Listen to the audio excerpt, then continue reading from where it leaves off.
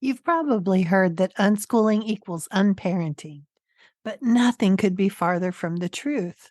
People have been referring to unschooling as unparenting for decades, and those same people usually have no firsthand knowledge about unschooling, or perhaps they've witnessed one family having a rough time, or maybe they have the wrong impression because they've been listening to the wrong people. Let's try to remember a few things. Do people parent differently? Of course. Do parents apply or incorporate different research or advice?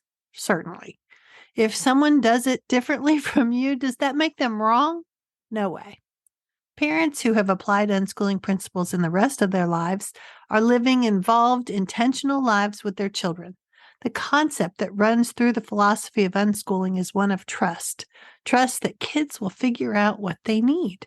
This is tricky to do sometimes, considering our societal pressures, but it certainly doesn't happen in a vacuum or without parental attention and focus, nor does it always happen immediately. Unschooling actually requires more from parents than other rigid homeschooling methods. It's a 24/7 approach. Unschoolers don't say no learning today because, well, we know that's impossible. Humans learn, period. Unschoolers don't use the light switch approach to learning where educational input is on or it's off. 3 p.m., put your books away. No learning allowed after that.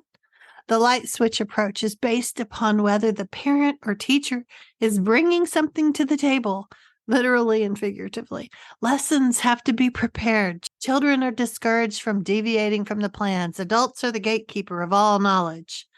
And that is simply not how unschoolers want to live. Unschoolers want fuller, richer lives with their kids. This would be the opposite of unparenting. Unschoolers want all the opportunities that are presenting themselves daily, hourly sometimes, to be available and free for the taking. They want to provide resources so children can explore and discover. So, what is really meant by unparenting?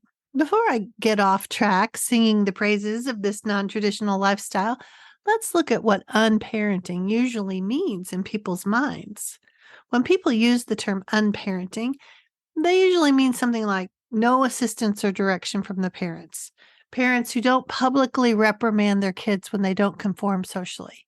Parents not enforcing bedtimes, allowing back talk, not adhering to mainstream parenting techniques.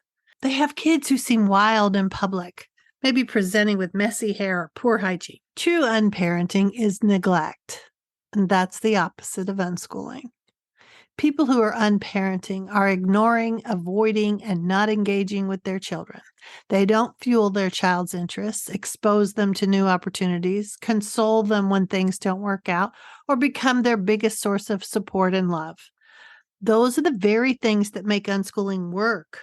Unschooling parents do all of that. It helps to see the variety of ways that some parents implement these unschooling principles. So often, someone sees one person's version of unschooling and they think, oh, wow, I could not do that. And then they assume all unschoolers are like that. But when you're in a community of parents on this path, you can see different ways to unschool. And that gives you the green light to apply the principles and forge your own way. You'll have this if you join my Creating Confidence membership group, and I'll be there to help offer suggestions and guidance along the way. It is a great opportunity to get tons of information. It's only available to members, support from other parents who aren't going to just tell you to do a little curriculum or send them back to school, and coaching from me. And after nearly 30 years, I've seen what could maybe help you, and I want to share what I know. As you connect with these other parents, hearing how they engage and help their kids, you'll see that unschooling is a far cry from unparenting. Last week I let you all know that I've decided to offer podcast listeners a special deal. I'm waiving the sign-up fee for you, so you can just hop in at the monthly rate and stay as long as you like. I'll have the link in the show notes, but it's easy to remember. It's unschoolingmom2mom.com with the number 2/podcast-friends. Easy. You could join us today. Okay, back to this unparenting concept. Parents can be really judgy. My kids are all grown. 2 are in their 30s. 1 is still hanging on at 29. And I have to say that Over those 2 decades, sometimes my parenting was on point, and sometimes it was sorely lacking. I'd hate to be judged on how I responded to my kids on a bad day. Sometimes parents are trying various parenting techniques they've read about, and the children are resisting. We can't really know what's going on specifically. We're not in their heads or in their homes. Parenting approaches can vary widely, and we make decisions based upon what resonates with us at the time. We wouldn't want someone making some sweeping generalization about us and our parenting on one of those bad days. We all have them. And we wouldn't want someone making our parenting decisions for us. They don't know what's going on in our homes or where we are in figuring this all out. Let's not do that to other parents. When kids are learning new skills, well, when anyone is really, sometimes it takes a little while for it to become a new habit. Unschooling parents are often trying to give their kids the space to figure out how they want to behave in their world. This doesn't mean without parental input, but they may simply choose not to have those conversations with their child in public in front of you. Humiliating the child to save face among other parents doesn't do anything positive for the parent child relationship.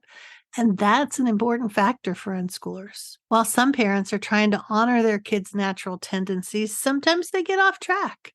Has everyone always gotten this parenting thing right every time?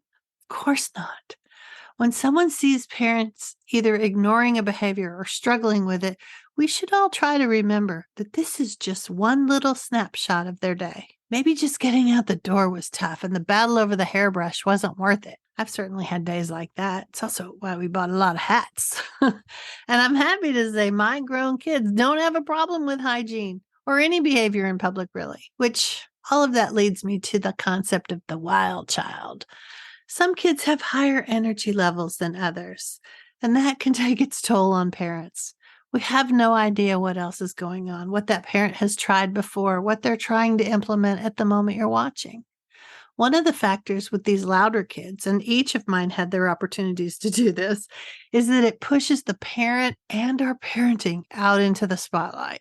And one thing onlookers enjoy is criticizing, probably from a deep-seated need to compare and deflect any unwanted attention from coming their way. Maybe they were raised to care a lot about their image or how your behavior reflects on the family. Did you grow up with that phrase? Or maybe it's just a habit left over from the adult's own school days, where stepping out of line or drawing unwanted attention was something to be avoided at all costs. Those kids who didn't get that little school memo about social behavior were often ostracized and shamed. It's not that we can't undo it when we have that kind of thinking persisting later in life. We can, but we need to recognize it when it rears its ugly head. L.R. Nost writes, strong-willed children often grow into strong-willed adults who become world leaders, world shapers, and world changers. Parenting them peacefully is not only possible, it's imperative, because sowing peace in their hearts now while they're in our care will grow a future of peace later when the world is in their care. Nicolette Souder wrote, give me the wild children with their bare feet and sparkling eyes, the restless, churning climbers, the wild ones using their outside voices, singing all the way home. Give me wonder-filled, glorious mess makers, dreaming of mountains of mud, aching to run through a field of stars. And there's one other quote that I've seen float across Instagram of don't let the tamed ones tell you how to live. So the concept of permissive parenting comes up. Permissive parents are not really involved in their child's life. Although I often wonder about using that term at all. I permitted my kids to do a lot of things that other parents wouldn't have. Did that make me permissive? As usual, I struggle with labels, never quite fitting into one or another. And sometimes people mistakenly think that unschooling means there are no rules, or that the parents have thrown caution to the wind, saying anything goes. But that's not the case at all. Unschooling families do have rules about safety, interacting with others, etc. They're just not arbitrary rules. Boundaries exist in life. Highways are dangerous. Hitting your brother is not okay. Staying up all night can ruin the next day's activities.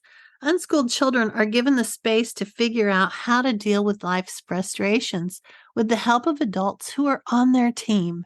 Instead of creating a list of rules, unschooling parents use these ideas as guiding principles. Sometimes adults get locked into the idea that kids getting their way is a bad thing.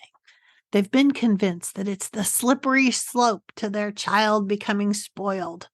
But unschooling parents work with their children to see how they could get what they need, or at least some variation of it, or maybe they help them see it's not possible right now. In any case, they avoid the us versus them approach to parenting. Unschooling parents aren't on opposite sides as their children. They're more like partners, trying to help them navigate their world so they can be successful. Successful unschooling parents actually find themselves somewhere in between the conventional, authority-oriented parenting and what's usually considered permissive parenting. Mainstream parents often feel they must make the boundaries the most important aspect. They feel it's what keeps the family from descending into anarchy, while parents who would be considered permissive feel that the child's wishes are always honored with no glance toward boundaries. Unschooling parents take both into consideration, the child's need and the reality of boundaries, because it boils down to trust and respect. Unschooling parents prioritize that. I know. A lot of parents are going to say that they cannot trust their child to behave well without a lot of threats or ranting on their part. But really, are those techniques effective? Are you having to simply amp up the punishments to get compliance? Or are you really getting compliance? Or are they simply finding a way to work around you? Unschooling parents have discovered that modeling trust and respect is what promotes trust and respect in children. We speak to children in the same way we speak to our own adult friends. Sure, the topics are different, but the tone and the attitude is similar. When this happens consistently, children feel valued. They feel respected. They feel heard. And isn't that what all humans want, their wishes and ideas to be heard? And how else are children going to learn to trust and respect others if they don't see it demonstrated in their lives? Peter Gray wrote in his book, Free to Learn, kids are people, and they respond just as adults do to the micromanagement, to severe restriction on their freedom, and constant unsolicited evaluation. Rebecca Eanes said, we worry too much about reading levels, potty training, and messy rooms, and perhaps too little about living a happy life with our loved ones in the short time that we're given with them. Be careful about sweeping with a broad brush and calling unschooling unparenting. Resist spreading gossip about families who are having a rough time just to alleviate some insecurities of your own. Don't make decisions about all unschoolers based on some story you heard from someone else or one family you saw struggling in a hotel lobby. And consider parenting a different way from how you were parented, or what's the typical parenting technique these days. After all, is that really working all that well? Remember, your relationship with your child is more important than most things. That's a pretty big shift. And we may have all sorts of layers to unpack, thoughts and ideas that interfere with building these bonds with our kids. In school, it's all about focusing on some future goal, graduation, college, something else down the road. Unschoolers recognize that where this path leads is not nearly as important as the connection while you're walking together. It can be hard to make these changes. Brené Brown said, however afraid we are of change, the question that we must ultimately answer is this: what's the greater risk? Letting go of what people think, or letting go of how I feel and what I believe, who I am? You are clearing out thousands of years of outdated conditioning that has been passed on to you. So go easy on yourself. And remember, no, unschooling, it's far from unparenting. So that's it from me on the Unschooling Mom to Mom podcast. I'll be back again to talk with you next week. And if you have any questions, leave them in the comments, send me an email, join the membership group. Talk to you again soon. Enjoy your kids.